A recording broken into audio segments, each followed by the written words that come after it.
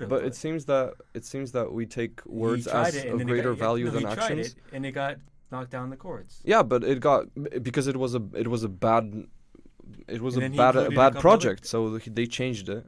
He pretty much did, but he included some other countries into that ban. But yeah, the top 5 countries, according to the GTI, the Global Terrorism Index, that have the highest amount of terrorist organizations and populations.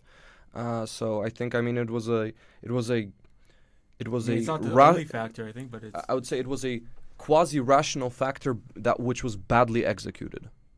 The Muslim ban. Yeah.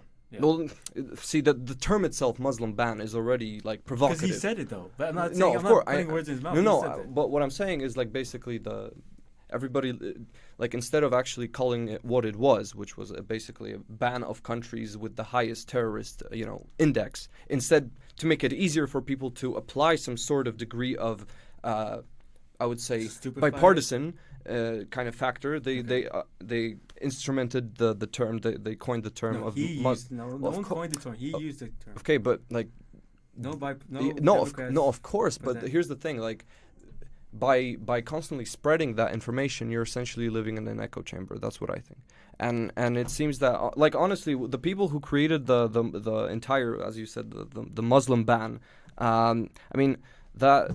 If you had all of those people and you channeled their brain power, they may have cooked a piece of bread lightly, because they were not at all smart. I'm sorry. To create the first issue, the first couple versions of the plan was absolutely horrendous, and I agree with you. But on the other hand, coming back to the question, to what degree is the Western world responsible for what it's getting from the radicalized Islamist terrorists? Are we some sort of should we see it coming? Should we expect that? It's just a question. I'm not saying with any rhetoric here. I'm just asking it. It's quite easy to take the blame when you factor in the history of colonialism, imperialism. That is a bad way to look at how radicalization has come to be one of the most dividing topics over time. I can turn this question on you and say, is the West responsible for poverty in Africa? No.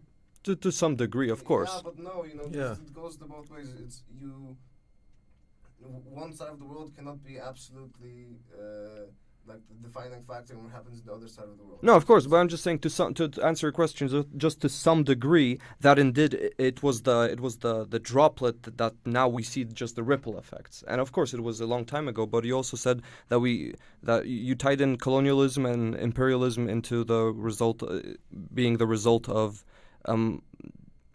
radical Islamist terrorism. I wouldn't say so. Yeah. Well, economic imperialism has to be one of the most important factor when it comes to Iran, right? Yeah, and but that's the whole point of the revolution was for that. Yeah, and but Islamization kind of followed, which was 30 years ago. So I think radical Islam terrorism is still a pretty new phenomena, because the terrorism of our parents is basically IRA, right? And it began during the Munich Olympics, the whole situation with Israel and Palestine. That's when there was the transformation process from the whole concept of terrorism from basically strictly political and geopolitical in a sense, meaning Ireland, to more cultural and religious and even sometimes historical. Ergo, for example, Israel and Palestine, the Palestinian people constantly clash over to who does the land belong to, going way back into historical same times. As Polish people claims as the Vienna battle and Sobieski, all of that. It's I'm fully agreeing with you. Thank you. On that factor. Yeah, I know that you would agree with yourself as well. Course. You don't have like to anyone. Like anybody. Yeah, but I would say that we see the shift, but I wonder to know how long it's gonna be still, because there is some new wave of coming, because, for example, the problem with the Islam, it was not of the terrorists, and we have to point that Trump was not against Muslims because of the terrorism, but because of the migrations. Same as in Europe. In Europe, we were not against as much because of the terrorists as because of their migration. I'm not saying that we are okay because of their attacks, etc., but the main issue, it was migration. But we have to face that sooner or later, in 10 or 5 years we're gonna be facing even bigger problem, which is gonna be migration crisis causes the climate migrants, and that's gonna be way bigger issues that religion or political migrants.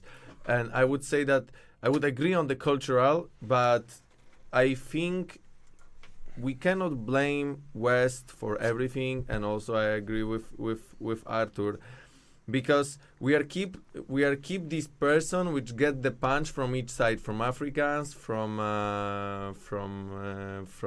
Asians, from Muslims, for this what we have done like 400 years ago, but they had chance to develop, and it's not our fault, because when you're gonna look on the numbers, how much money we were put into that development, it was way more than enough to build some legitimate states with the well economy. But instead of that, for example, look what's happened in Palestine, when instead of developing Palestine from the money which is given by Israel, by the NGOs, etc., they are just buying the new military facilities, and still there is poverty over there. I would agree with you, and I'll let you jump in, Marco, but I just want to also highlight that, for example, when Israel withdrew from Gaza Strip, so now they had 14 years to develop that area.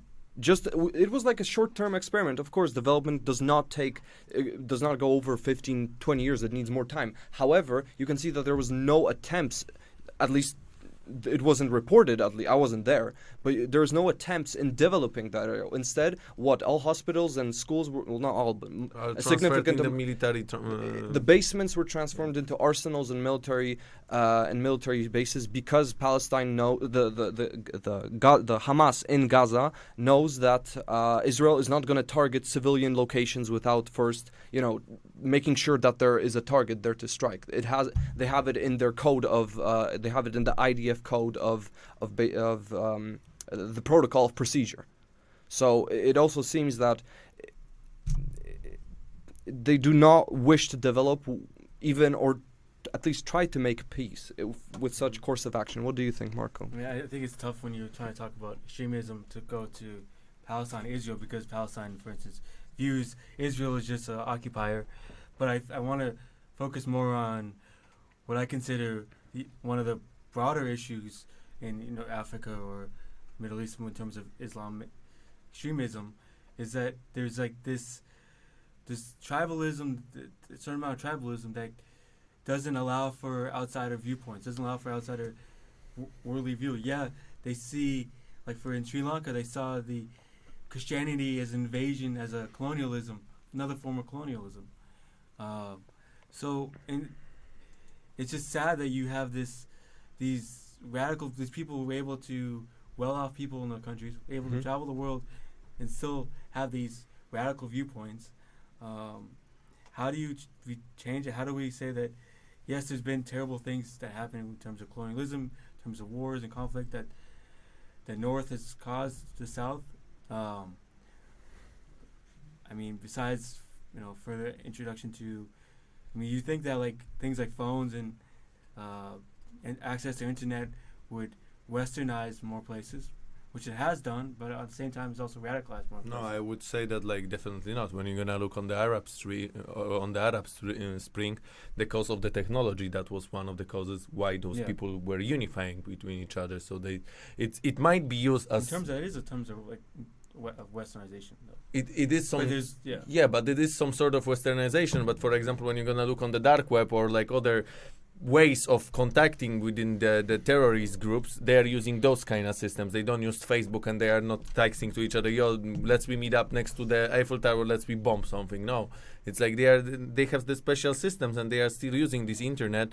And I think we have to put way more money for the security and to fight with the terrorism, instead of putting on the development of these regions, etc., because we see that it doesn't work. And what destroys those countries from inside is the terrorist and radicalization. So first we have to fight with that, and after focus on the development of these countries, because we see that when we wanted to focus on the development and we thought that development gonna solve the problem with terrorism, it didn't work it out. So maybe we have to try the opposite side.